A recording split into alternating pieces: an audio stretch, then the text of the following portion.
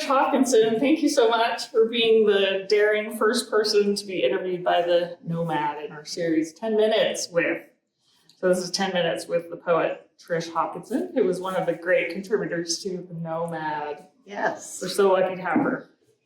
So we'll just dive right in. Tell me when you first started writing and what was it that got you interested?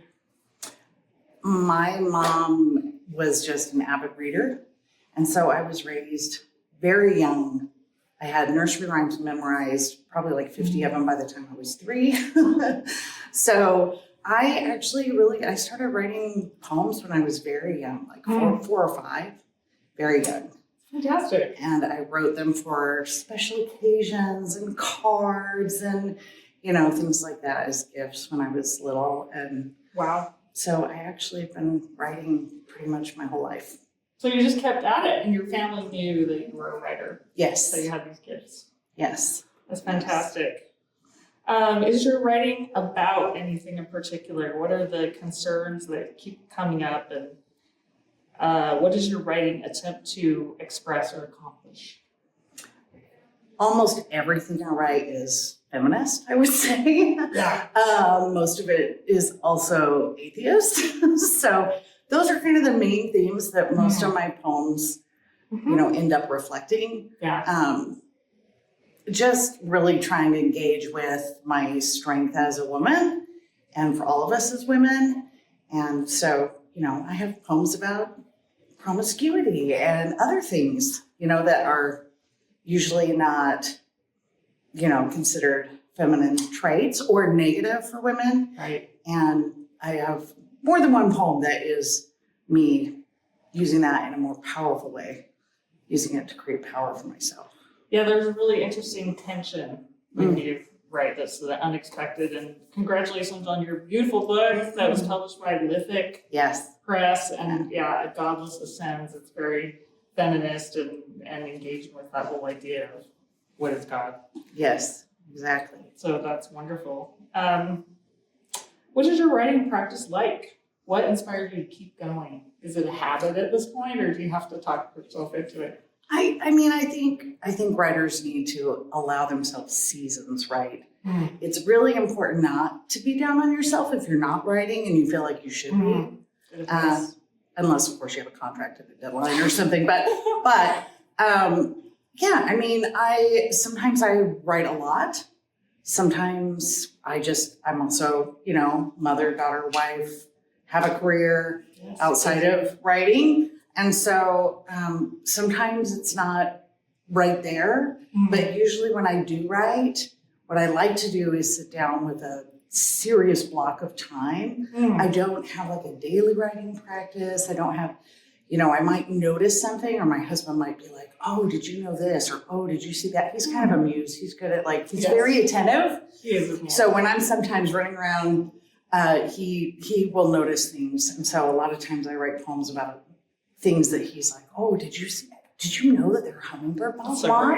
And I'm like, no. Yeah, That's lovely. So discovery, sometimes I'll just mull those metaphors over in my head until I have a moment to write. But yeah, I do like to take like a Saturday or a Sunday and sit down for like 4 or 5 hours and create new work, revise old work with the Rock Canyon Poets poems. We have an online site that we use to workshop, and so sometimes I just get inspiration from that. You just accomplished so much, and I'm really looking forward to seeing the Rock Canyon Poets at the Utah Arts Festival. So that was the occasion. Thanks so much for getting together. Yeah. Do you ever get stuck or discouraged? Do you have to talk yourself into it? It's really, really helpful to have a workshop group. Yes. Other poets. Right. Because if you do get stuck, then you can get some feedback. And even if it's not necessarily always helpful, sometimes just the things that they tell you, questions they ask about it, or what I love to start a workshop with is, what do you think this poem's about? That's great. And then you get this feedback and you're like, wow, that is not what I meant at all. And then you can go back, and kind of revise. Oftentimes it's that. Sometimes it's literally just me with like this single line, just researching or using a thesaurus, or just like, because there's like the rest of the poem's great, Yes. but this one line is just bothering me. Isn't that the way? Yeah.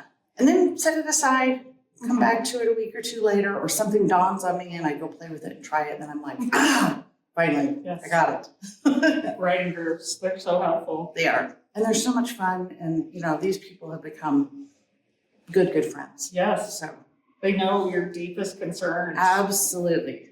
Absolutely.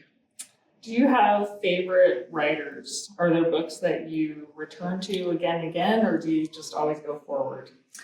Mostly forward. I mean, there are certain, sometimes I'll think of something, especially if I'm trying to explain a concept or, you know, a poetic device or something to someone, that'll be like, oh, I got to go grab this Neruda book. Let me show you what I'm talking about, you know, or something along those lines. Neruda's one I revisit. Plath, of course, you know, Yes. the poets that feel like they're part of me, you know, Emily Dickinson. But currently I really, really love Chen Chen. Yes. He is amazing and such a lovely person.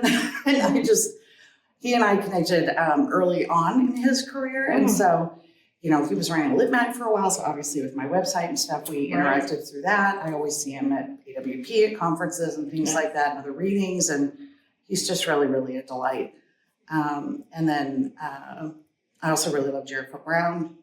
He came up with that duplex form, which is what It's so versatile.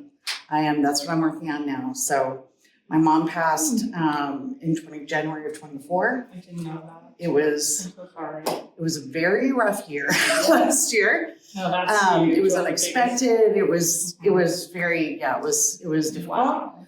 So I wanted to write epistolary poems to her, and they're all labeled Dear Judy. I have about 25 of them so Oh, it's far, going to be wonderful. and they're duplexes, That's great. which are so much fun to write.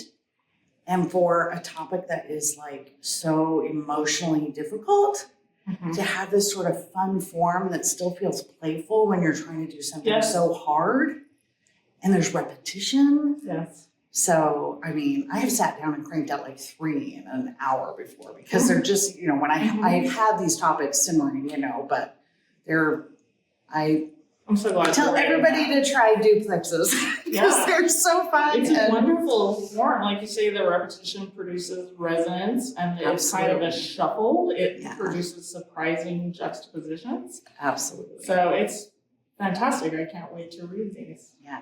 Thank you for writing them. What else are you enjoying now that enriches your writing life? I mean, this giant transition that you just went through, this huge writing passage. Sure. But on the positive side, are there things that you love now that are enriching your writing?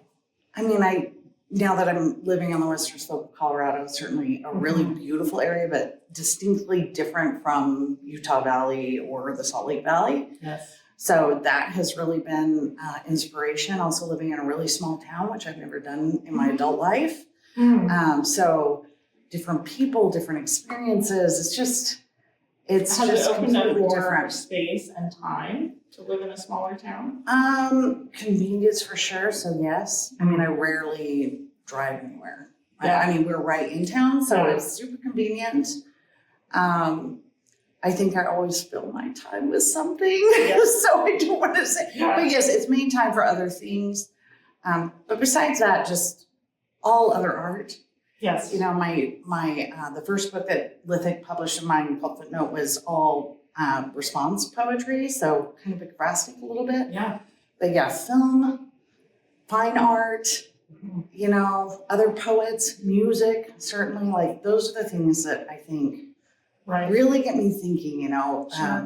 Lyrics, sometimes, you know, listen to Williams. I should have said she's one of my favorite poets, you know, technically she's not a poet. Her dad was a poet, but her lyrics are great, you know, so sometimes just lyrics will get me going. I'm like, ooh, I like what you did there. Endless amounts of art. Yes, absolutely. Well, Trish, thank you so much. I'm headed out to the Arts Festival to see you and the other Rock Canyon poets read. This has been delightful. Thank you so much. Awesome.